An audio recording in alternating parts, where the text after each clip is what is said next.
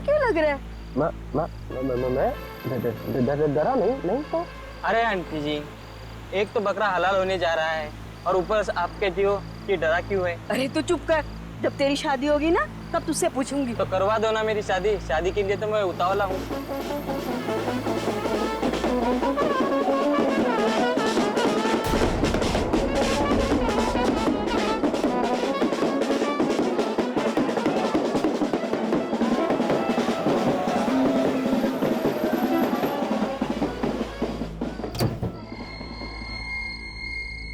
नमस्ते जी। नमस्ते। हाँ, नमस्ते जी, नमस्ते। क्या हाल चाल?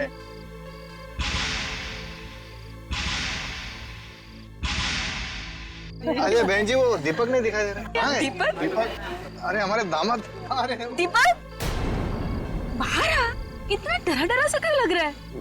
मैं डरा नहीं था। बाहर आ।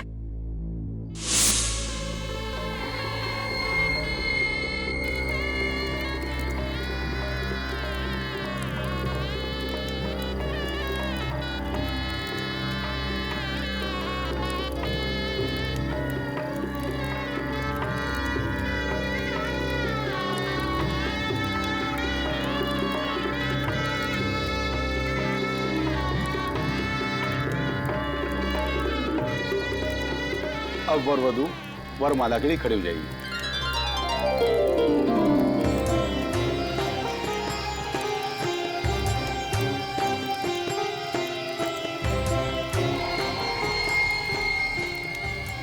अरे दीपक, क्या हुआ? शादी नहीं करनी तुझे? उठ, चलो चलो आजा कन्या को। तानिया जल्दी कर, कहीं इरादा ना बदल जाए। हार पहना दे।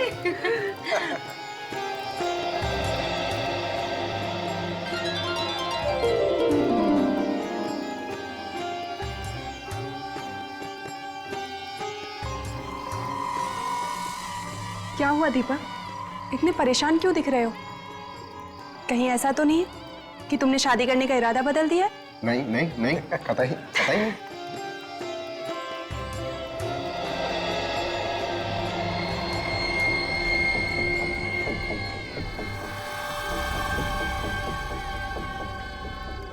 दीपक, ध्यान किधर है तुम्हारा? वरमाला पहनाओ, शादी नहीं करनी तुझे? हाँ माँ, शादी करनी है। होता है दीदी, होता है। जब किसी का सपना पूरा होता है ना, तो वो किसी और दुनिया में चला जाता है।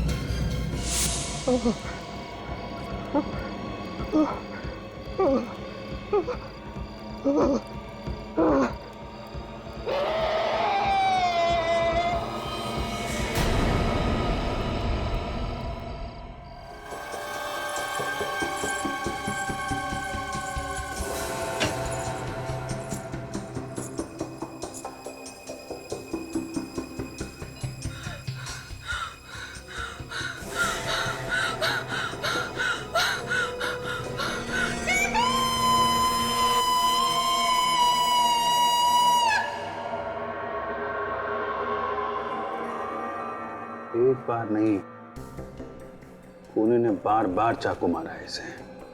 हाँ सर, वार पे वार किया है और उसने दीपक के चीखने चिल्लाने की भी परवाह नहीं की। शादी वाले दिन खून। ये खूनी भीड़ भाड़ में अंदर घुस आया होगा। दीपक के बिना नहीं जी सकते। संभालो अपने आप। हम आपका दुख समझते हैं, लेकिन तहकीकात तो करनी ही पड़ेगी। आप लोग प्लीज थोड़ा पीछे जाइए।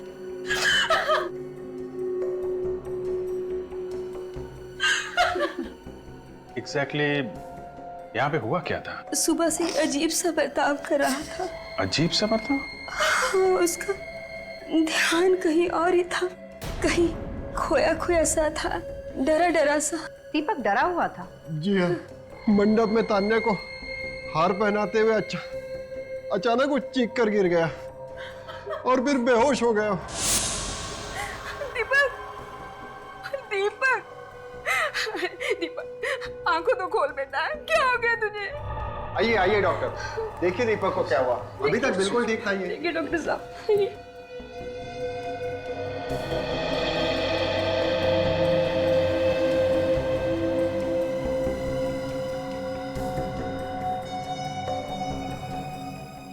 डोंट वरी, शादी के स्ट्रेस की वजह से ऐसा हो गया है।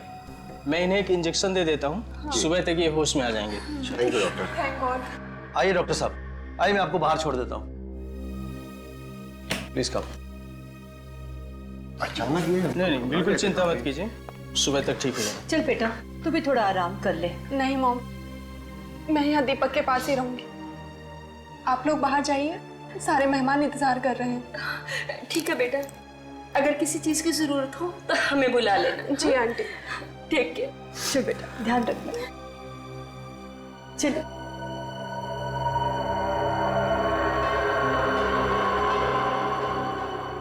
मतलब तानिया जी, सिर्फ आप यहाँ थी दीपक के साथ, है ना? हाँ, मैं बस 2 मिनट के लिए बाथरूम गई थी। ना मैं वहां जाती और ना ये सब कुछ होता। और जैसे मैंने यहाँ पर आके देखा तो दीपक का खून हो गया था। 2 मिनट में खून हो गया। यहाँ कमरे में कोई छुपने की जगह भी नहीं है। हो सकता है कि कोई बाहर से आया हो। लेकिन मालूम तो किसी अंदर वाले को ही होगा ना कि दीपक कमरे में अकेला था। क्या कहना चाहते हैं आप? ये सब हमारे रिश्तेदार हैं। आप ही बताइए। कमरे में कोई बाहर से आया नहीं, कमरे के अंदर छुपने की कोई जगह नहीं है, कमरे के अंदर सिर्फ तानिया जी थी, तो कौन हो सकता है? आप सीआईडी वालों के सीने में दिल होता है कि नहीं? अभी अभी मेरी बेटी के होने वाले पति का खून हुआ है और आप उसी पे इल्जाम लगा रहे हैं? नहीं, हम तो सिर्फ ये पता लगाने की कोशिश कर रहे हैं कि यहाँ पे हुआ क्या था, और शक करना तो हमारा काम ही है। अभी आप लोग प्लीज जरा बाहर जाइए। आइए। 2 मिनट के अंदर खून, ये तानिया गड़बड़ है सचिन, गड़बड़ है। सर लेकिन अगर तानिया दीपक का खून करना चाहती तो फिर शादी करने को क्यों तैयार होती? ये बात तो है, फिर हुआ क्या यहाँ पे?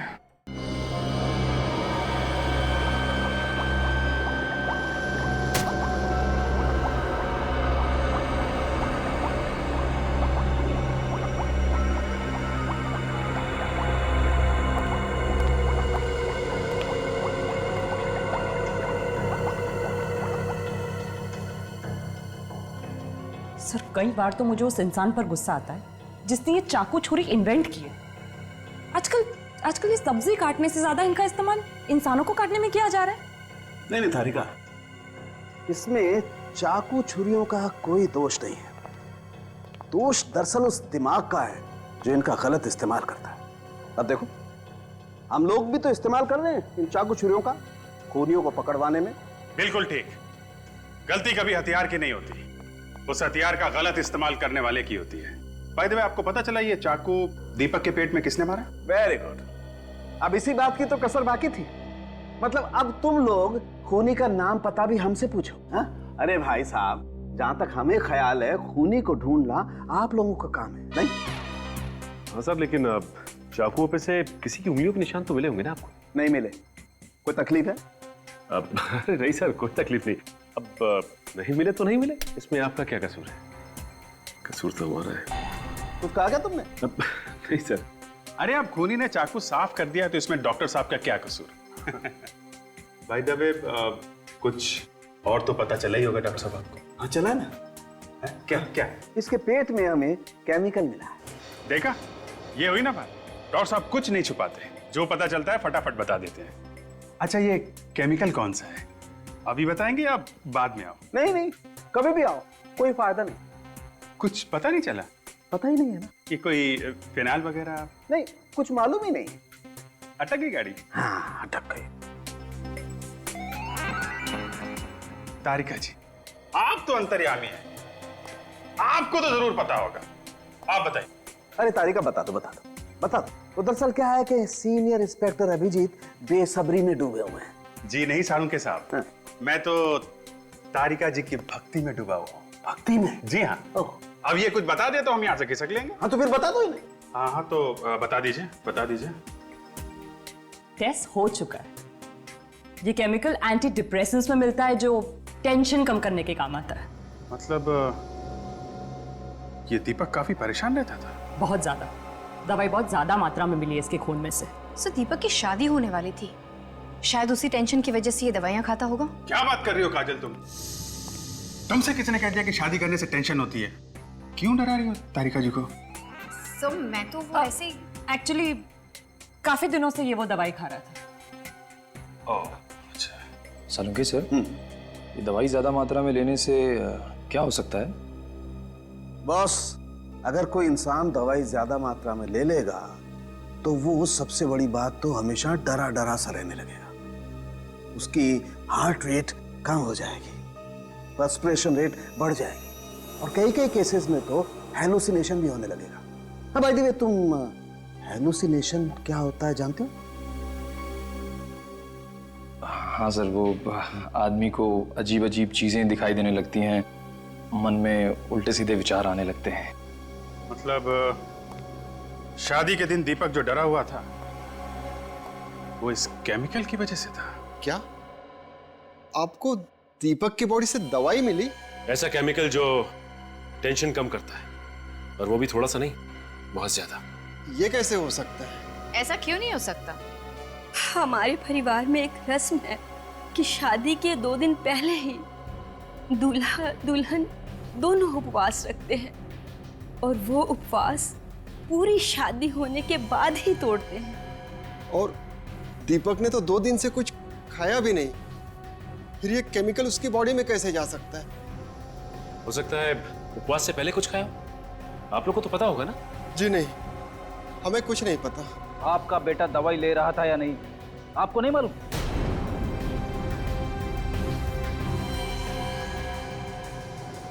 सर, एक्चुअली दीपक हमारा सगा बेटा नहीं था।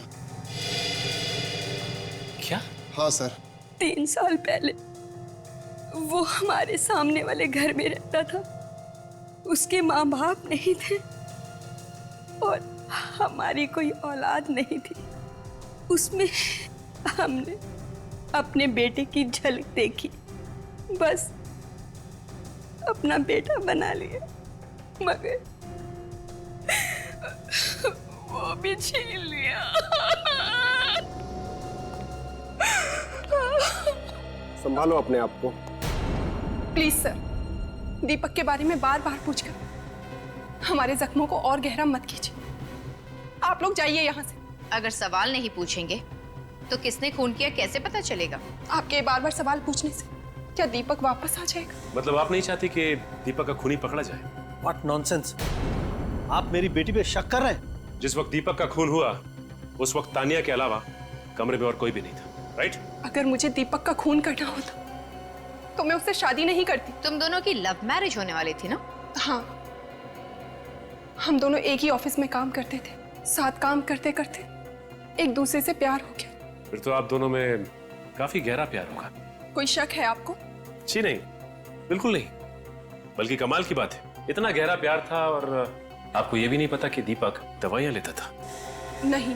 अच्छा, अब दीपक के अतीत के बारे में क्या जानती? दीपक के अतीत के बारे में ज्यादा कुछ नहीं जानती मैं। क्यों? शादी से पहले आपने जरूरी नहीं समझा कि आप दीपक के बारे में कुछ जान लें? नहीं समझा। आपकी बात पर यकीन नहीं हो रहा। आप लोगों को जो समझना है आप लोग समझिए। अच्छा, आप लोग ये बता सकते हैं कि आप लोगों को किसी पे शक है? कौन ऐसा कर सकता है?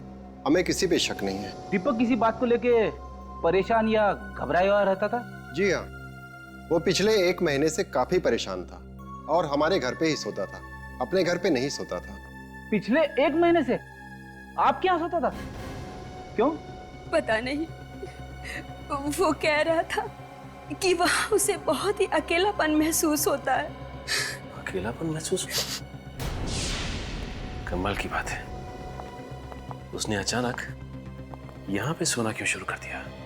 सर, मुझे तो लगता है घर में कुछ गड़बड़ है। एक काम करते हैं फ्रेडी, उस घर में ही चल के देखते हैं।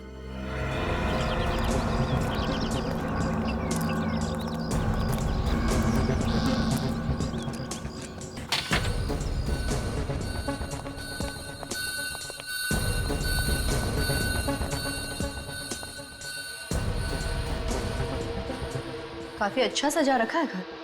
लगता है बहुत कमाता था ये दीपक।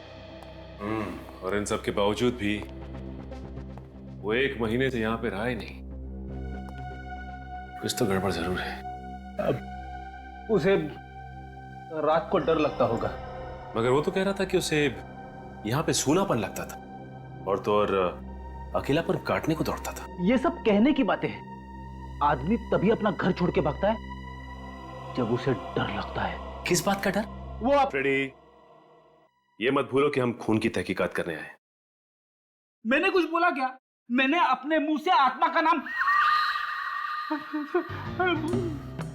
सॉरी, अब गलती से आत्मा का नाम मुंह से निकल ही गया है तो मैं भी निकलता हूं। फ्रेडी, तुम कहीं नहीं जा रहे हो। हमें इस घर की तलाशी लेनी है और वो भी अच्छी तरह से। हो सकता है कि दीपक के अतीत का राज यहीं किसी कोने में छुपा हो।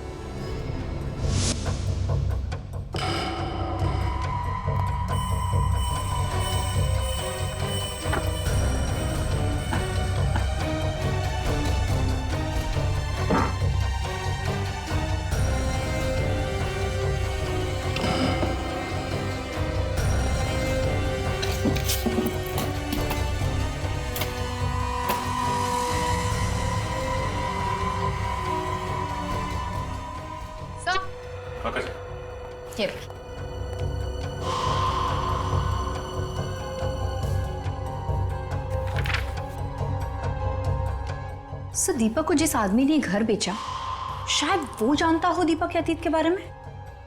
हो सकता है काजल। सर, ये देखिए, ड्रॉवर में दवाइयां भरी पड़ी है। काजल,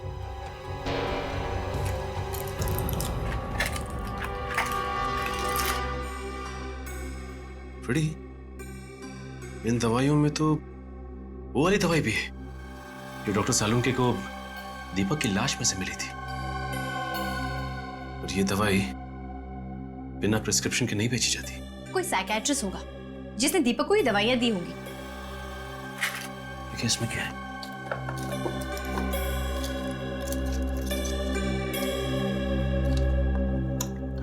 ढेर सारे कार्ड।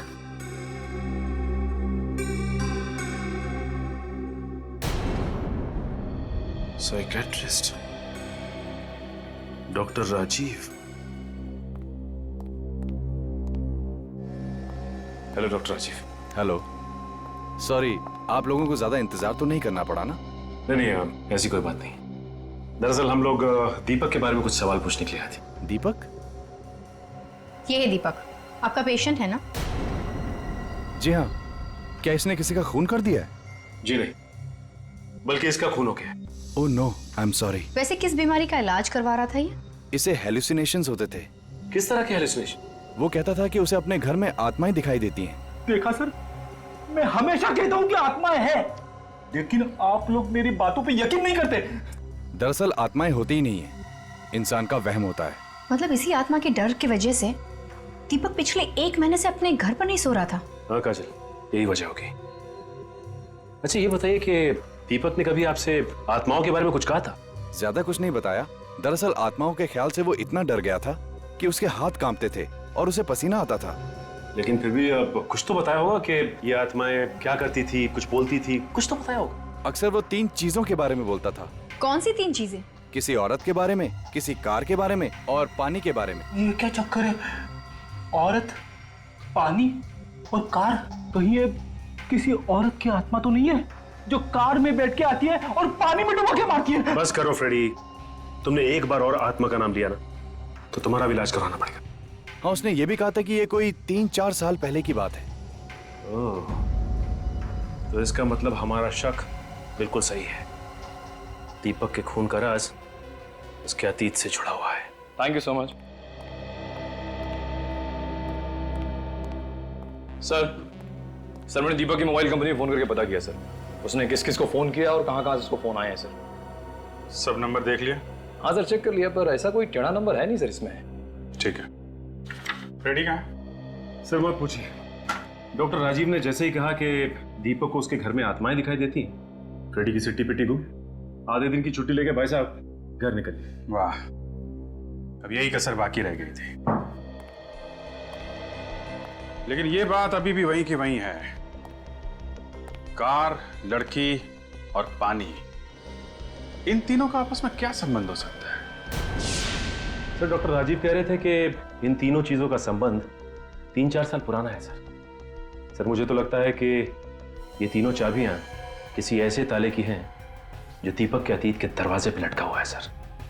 ये दीपक 3 साल पहले यहाँ आया था ना रहने के लिए, तो हो सकता है ये खूनी उसका कोई पुराना दुश्मन हो जो 3 साल से उसे ढूंढ रहा था बदला लेने के लिए। और जैसे ही दीपक का एड्रेस मिला उसे, उसने ये आत्माओं का खेल खेलना शुरू कर दिया और मौका मिलते ही उसकी जान ले ली। उस आदमी का पता चला जिससे उसने घर खरीदा था? मिला वो? सर, सी मिस्टर गगन, दीपक को वो घर इन्होंने बेचा था। घर बेचना तो कोई जुर्म नहीं, फिर आप लोगों ने मुझे इस तरह से यहाँ क्यों बुलाया? मेरा घर था, मैंने बेच दिया।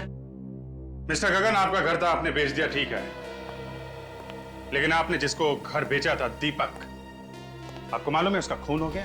खून? मगर किसने किया ये सब?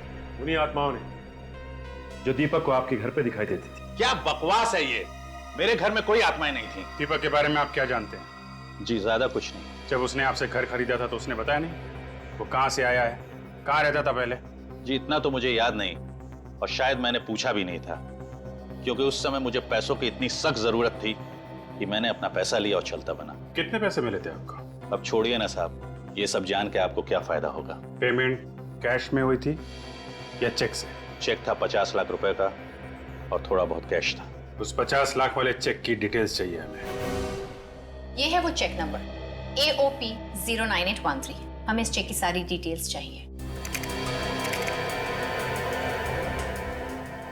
सर, आप लोगों की इंफॉर्मेशन एकदम करेक्ट है। ये चेक मिस्टर दीपक ने ही इशू किया था 3 साल पहले। लेकिन इतना सारा पैसा दीपक के पास आया कहाँ से? ये चेक इशू होने से 5 दिन पहले ही किसी ने ये पैसा उसके नाम ट्रांसफर किया था। मगर किसने? बेली का अकाउंट है, अकाउंट नंबर MKR 1097612। ये अकाउंट है किसके नाम पे? सर, अब ये तो आपको मनी मीडिया बैंक से ही पता करना पड़ेगा, क्योंकि ये अकाउंट मैं ही कर रहा।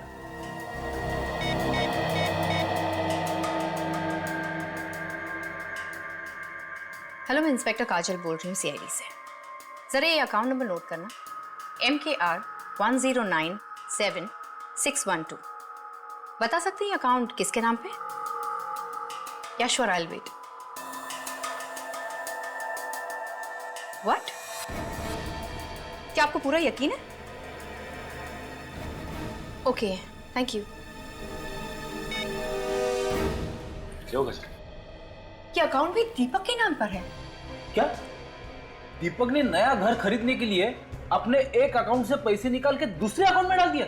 इतना ही नहीं सर, इस अकाउंट में पैसे ट्रांसफर होते ही उसने अपना दिल्ली वाला अकाउंट बंद करवा दिया। ओह, अब समझ में आया। ये सारा का सारा चक्कर दीपक की पुरानी जिंदगी से जुड़ा हुआ है। एक काम करते हैं, इस मनी मीडिया बैंक से पता करते हैं कि ये दीपक दिल्ली में रहता कहां था। 3 साल पहले ये दीपक यहीं पे रहता था ना? जी हाँ, वो पेइंग गेस्ट था। कितने समय तक रहा हो यहाँ पे? यही कोई 6-7 साल से। क्यों, क्या किया उसने? किसी ने दीपक का खून कर दिया। What? ये तो बहुत बुरा हुआ। आपको किसी पे शक है? जी नहीं, 3 साल से तो मैं उसके टच में ही नहीं हूँ, और मुझे तो ये भी नहीं पता कि वो है कहाँ। क्या दीपक ने आपको बताया कि वो मुंबई जा रहा है? जी नहीं, वो तो एक दिन अचानक ही गायब हो गया, बिना बताए चला गया। किस दिन की बात है? 13 नवंबर 2008। वो तो अपना सामान भी नहीं लेके गया और उस महीने का किराया भी नहीं दिया। उसका सामान देख सकते हैं हम लोग? जी नहीं, 1 साल तक मैंने इंतजार किया और फिर उसका सामान फेंक दिया। फिर कोई बात नहीं। जब दीपक यहाँ पे रह रहा था तब उसकी किसी के साथ कोई झगड़ा वगैरह हुआ था? जी नहीं, दीपक तो बहुत अच्छा लड़का था। उसका कोई दोस्त आता था यहाँ उससे मिलने के लिए? जी हाँ, 2 दोस्त आते थे, एक लड़का और एक लड़की। लड़की? क्या ये वो लड़की है? जी नहीं, ये वो नहीं है। कौन है ये? इसका नाम तान्या। इसकी शादी दीपक से होने वाली थी, लेकिन शादी की रात ही दीपक का खून हो गया। Very sad. अच्छा, आप दीपक के दोस्तों के बारे में कुछ बता रही थी। जी हाँ, उस लड़के का नाम तो मुझे नहीं मालूम, पर लड़के का नाम वीर था। बड़ा ही बहादुर नाम है। उसके गायब होने से एक दिन पहले उन दोनों में बहुत बड़ी लड़ाई हुई थी। लड़ाई? किस बात पे? ये तो मैं नहीं जानती, पर उसके अगले ही दिन दीपक गायब हो गया और वीर भी दोबारा यहाँ नहीं आया। ये वीर रहता कहाँ है? क्या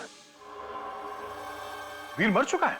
3 साल पहले 12 नवंबर, वो मनहूस दिन जब मेरा बेटा हमेशा हमेशा के लिए इस दुनिया से चला गया।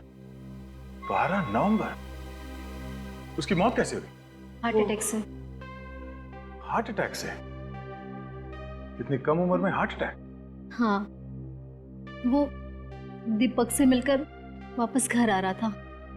रास्ते में अचानक उसे दिल का दौरा पड़ा, कार आउट ऑफ कंट्रोल हो गई और एक पेड़ से जा टकराई। वीर को कोई दिल की बीमारी, कोई स्ट्रेस वगैरह था? नहीं तो मरने के कुछ ही दिनों पहले तो हमने उसका मेडिकल चेकअप कराया था, तब तो वो बिल्कुल ठीक था। वो ठीक था तो फिर अचानक हार्ट अटैक क्यों? सर, मुझे तो कुछ गड़बड़ लग रही है। 12 नवंबर को दीपक और वीर का झगड़ा होता है और आते समय वीर का एक्सीडेंट हो जाता है। फिर 13 नवंबर को दीपक बिना किसी को कुछ बताए बंबई भाग जाता है। कहीं वीर के खून में इस दीपक का हाथ तो नहीं है?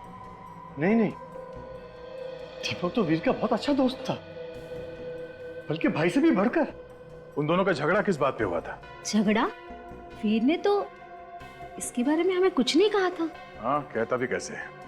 इससे पहले कि वो घर पहुंचता उसका एक्सीडेंट हो गया और अगले दिन दीपक गायब हो गया। अच्छा, वीर और दीपक की एक और दोस्त थी, एक लड़की, मालूम है आपको? वीर तो लड़कियों से बात करने में भी शर्माता था, उसकी कोई लड़की दोस्त तो थी ही नहीं। आप जानती हैं इसे? जी नहीं।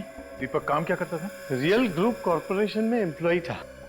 अरे तुझे पता है उस कपड़े की दुकान पर सेल लगी है? हाँ। अरे मत पूछ, हर तरह के कपड़ों पर सेल है। Excuse me? Skirt, sari, jeans, मेरा तो मन कर रहा था पूरी दुकान खरीद लूं। पूर्वी, ये सेल वाली दुकान की एड्रेस लो। हाँ। ये क्या बदतमीजी है? काम के वक्त ऑफिस के फोन पर टाइम पास नहीं करना चाहिए। ये तुम कौन होती है समझाने वाली? हम लोग सीआईडी से। सीआईडी से? मैनेजर कहाँ है तुम्हारा? प्लीज मैडम, सर से शिकायत मत करिएगा। मैनेजर कहाँ है? सर तो अपने केबिन में होंगे। सर, मैडम मैडम प्लीज मेरी बात तो सुनिए मैडम।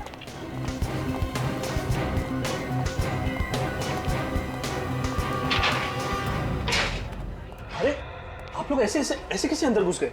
अब कौन है आप? सीआईडी। हाँ बोलिए। हम लोग दीपक कुमार के बारे में कुछ इन्फॉर्मेशन लेने आए। कौन दीपक? लगता है आपके याददाश्त पे धूल जम गई है। कोई बात नहीं, धूल हम साफ कर देते हैं। 3 साल पहले दीपक कुमार आपके कंपनी में एक एम्प्लॉय था, कुछ याद है? ये। अरे आप इस दीपक की बात कर रहे हैं? ये तो दीपू है। बड़े अफसोस के साथ आपको ये कहना पड़ रहा है कि किसी ने आपके दीपू का खून कर दिया। क्या? दीपू का खून हो गया? हाँ, और खूनी की तलाश में हम लोग यहाँ तक आए हैं। पर उसका खूनी आपको यहाँ कैसे मिल सकता है? दीपक के खून का राज उसके अतीत में है। देखिए, दीपक मेरा जूनियर था और मुझसे ज्यादा करीब से तो हितेश उसे जानता। ये हितेश कौन है? हितेश दीपक का कॉलेज का फ्रेंड है।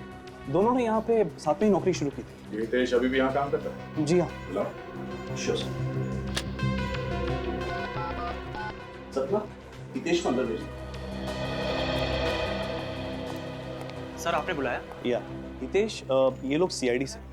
दीपक का खून हो गया। क्या? दीपक का खून हो गया? सवाल हो। खून के बारे में सुन के अच्छे अच्छे उनकी जुबान लड़खड़ाने लगती है। एक काम करो, पानी पियो।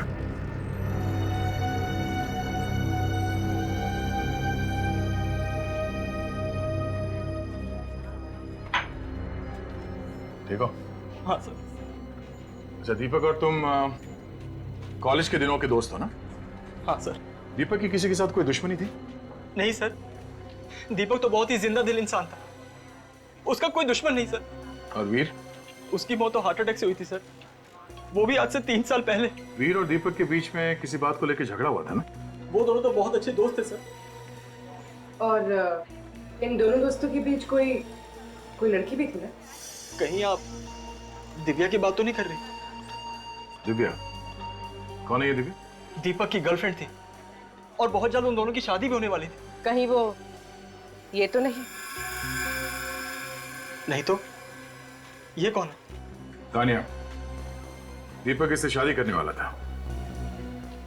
मगर ऐसा कैसे हो सकता है?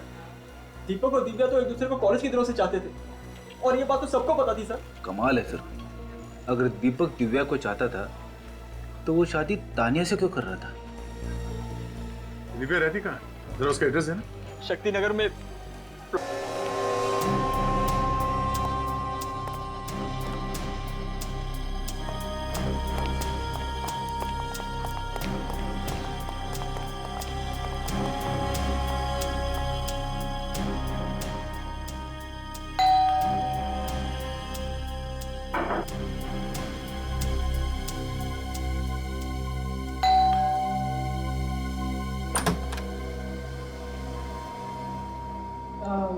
दिव्या जी? मैं ही दिव्या हूँ। आप लोग बैंक से आए हैं? जी नहीं, हम लोग सीआईडी से हैं, मुंबई। सीआईडी? कोई सीरियस बात है क्या सर? वो हम दीपक कुमार के बारे में बात करने आए हैं। अब जो इंसान इस दुनिया में रहा ही नहीं, उसके बारे में बात करने से क्या मतलब? आप जानती हैं दीपक की मौत के बारे में? मैं नहीं जानूंगी तो और कौन जानेगा। आज भी उनकी यादों की अस्थियां मेरे आंसुओं के साथ बह रही। 3 साल हो गए उनकी मौत को। 3 साल? दीपक कुमार की मौत 2 दिन पहले हुई थी। 2 दिन पहले? हाँ। जरूर आप लोगों को कोई गलतफहमी हुई है। आप दीपक कुमार की ही बात कर रहे हैं ना? जी हाँ, हम इस दीपक कुमार की बात कर रहे हैं। हाँ, यही तो है मेरे दीपक, मेरे पति, जो 3 साल पहले एक एक्सीडेंट में गुजर गए। पति? एक्सीडेंट? ये सब चक्कर क्या है? दीपक की शादी तो तानिया से होने वाली थी 2 दिन पहले। देखिए, आप मेरे मरे हुए पति पर कीचड़ मत उछालिए। वो मेरे अलावा किसी और लड़की के बारे में सोच भी नहीं सकते। एक मिनट, ये दीपक की मौत कैसे हुई थी? 13 नवंबर 2008 की बात है। मैं ब्रिज पर खड़ी दीपक का इंतजार कर रही थी, लेकिन वो नहीं आए। अगले दिन उनकी गाड़ी नदी में मिली, लेकिन दीपक की लाश का कुछ पता नहीं चला। लाश इसलिए नहीं मिली क्योंकि वो मरा ही नहीं था। 3 साल से वो मुंबई में था। नहीं, ये नहीं हो सकता। अगर दीपक जिंदा थे तो वापस मेरे पास क्यों नहीं आए? इसका जवाब तो सिर्फ दीपक दे सकता था, पर अफसोस अब उस दुनिया में ही रहा। भगवान न जाने मुझे किस जुर्म की सजा दे रहे हैं।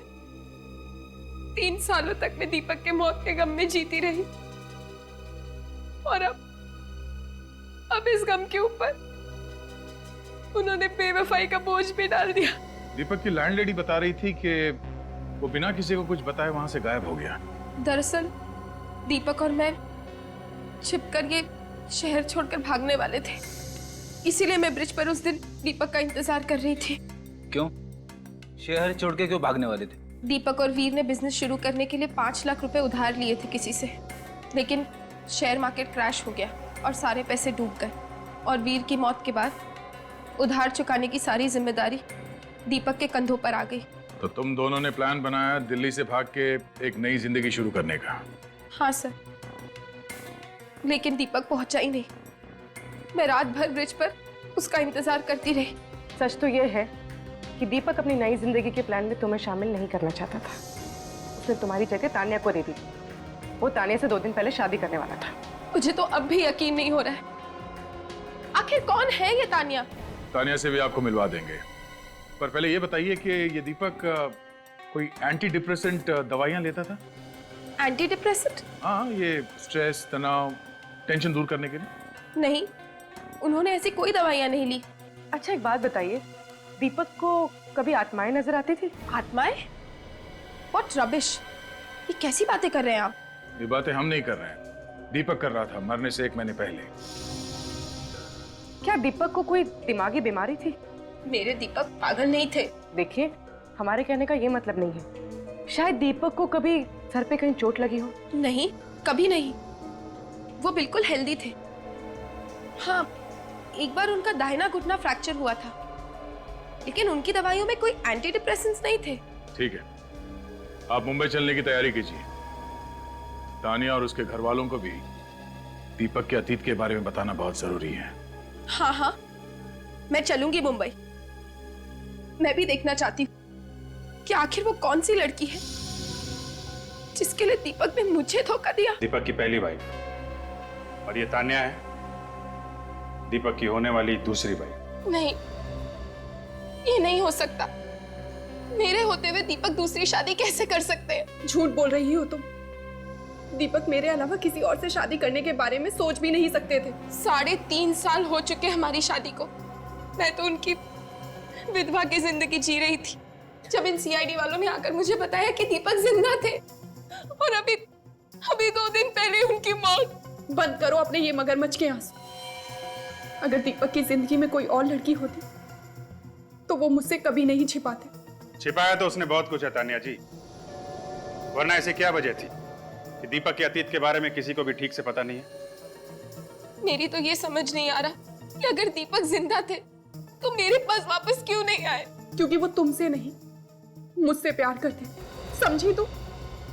अगर वो तुमसे प्यार करते तो इतनी बड़ी बात कभी नहीं छुपाते।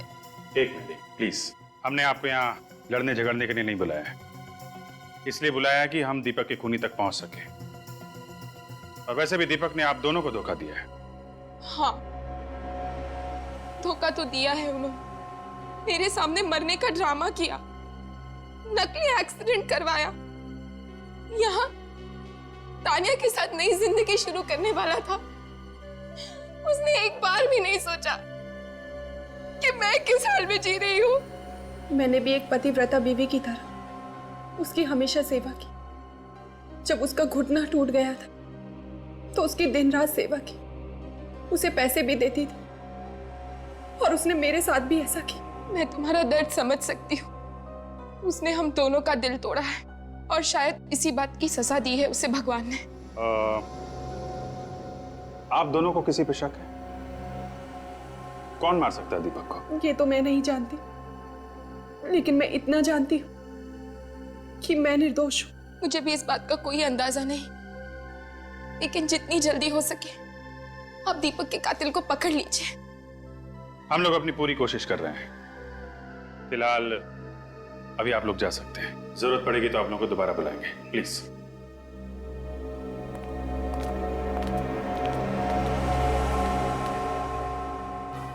सी, दीपक तो कितना दोगला किस्म का इंसान निकला।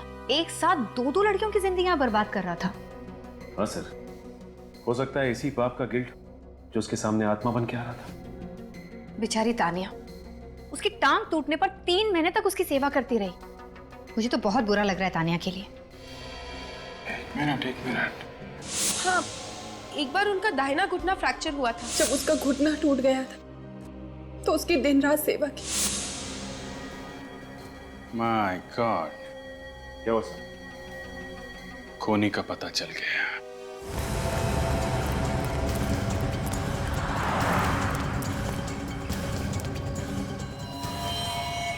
सब हो रही दिव्या। दिव्या,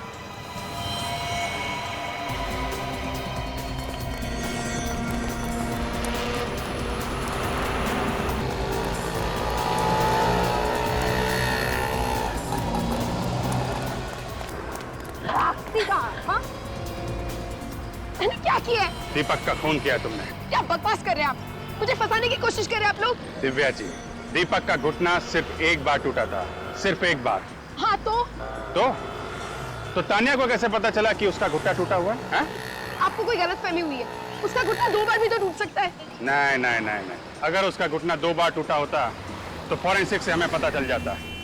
उसका घुटना सिर्फ 1 बार टूटा है, वो भी 1 साल पहले। और आप 3 साल से उसे मिली नहीं, तो फिर आपको कैसे पता चला है? सच तो ये है कि 3 साल से दीपक का पीछा कर रही थी। सब जानती है दीपक को भी इसी ने मारा है। नहीं किया मैंने दीपक का खून, छोड़ मुझे।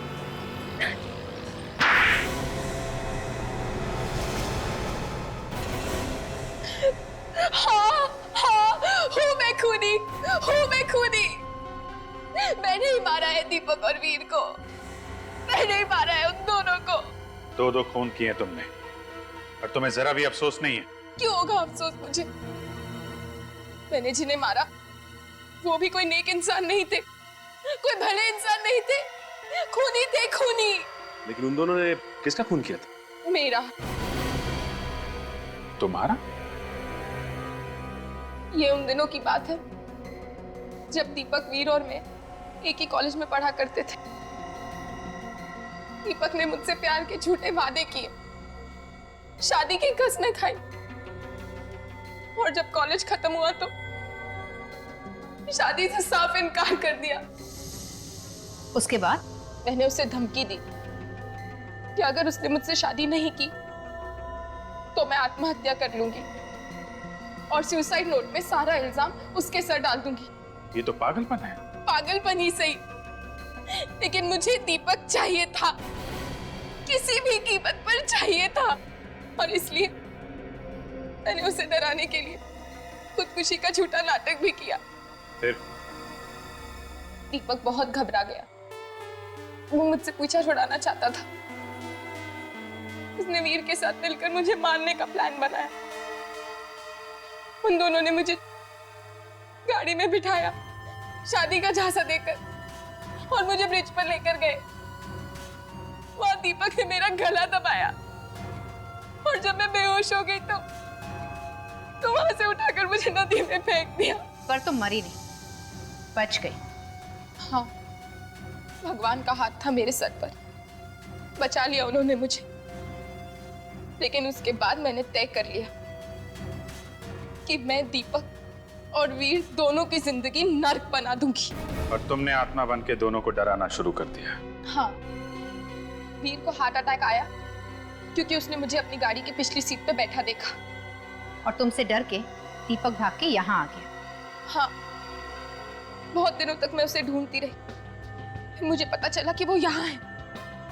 मैं उसे ढूंढती हुई यहाँ आ गई और उसकी शादी में भी पहुंच गई। वहां वो मुझे देखकर बेहोश हो गया। और फिर जब तानिया कमरे से बाहर गई तो तुमने मौका देख के उसका खून कर दिया। क्या बात है बेटा, दीपक की तबीयत ठीक तो है ना? मुझे तो बहुत फिक्र हो रही है डैड, दीपक को अभी तक होश नहीं आया है। नहीं बेटा, घबराने की कोई बात नहीं है। डॉक्टर ने कहा है ना, कल सुबह तक उनको होश आ जाएगा। I hope so dad. तुम चाहो तो थोड़ी देर आराम कर लो, मैं दीपक जी के पास बैठ जाता हूँ। नहीं नहीं डैड, आप रहने दीजिए, मैं बस वॉशरूम जा रही थी, बस मुझे 5 मिनट लगेंगे। ओके बेटा, ठीक है।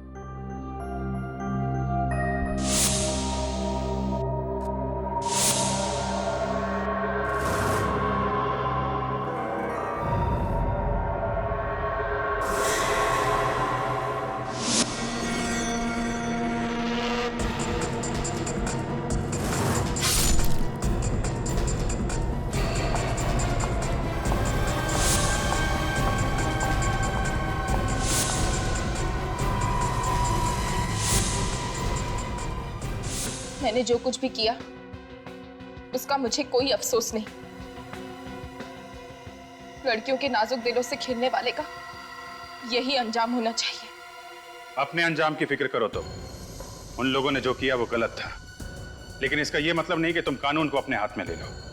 2 खून किए हैं तुमने, अब जिंदगी भर आत्मा बनकर जेल में भटकती रहना, फांसी का ऑर्डर आने तक।